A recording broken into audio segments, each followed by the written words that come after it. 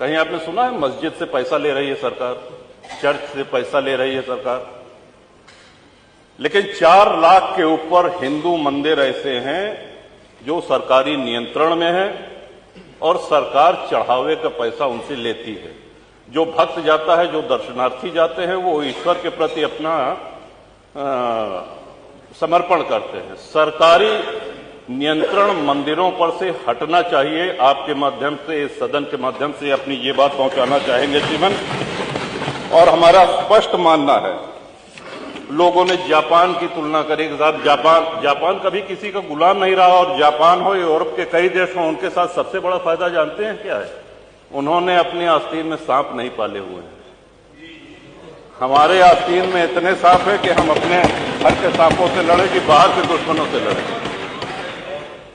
आपका इशारा हो गया श्रीमन, 2 मिनट। बहुत अच्छे हो, इशारा समझते हो।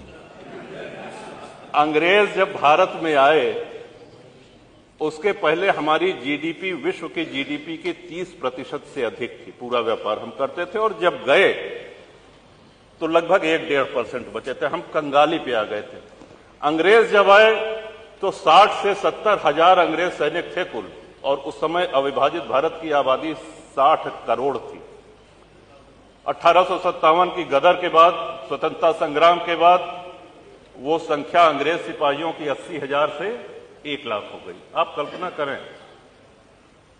60 करोड़ लोगों पर 1 लाख अंग्रेज सैनिक हुकूमत करते रहे, हमारा खून चूसते रहे। क्यों? क्योंकि हम मौन रहे, हम निष्क्रिय रहे। और आजादी के बाद भी हमको अहिंसा का एक ऐसा पुट पढ़ा दिया गया कि अहिंसा परमो धर्मा। हाँ ठीक है, अहिंसा परमो धर्मा है, लेकिन इसकी दूसरी पंक्ति है अहिंसा परमो धर्मा धर्म हिंसा तथैव च। इन्हीं शब्दों के साथ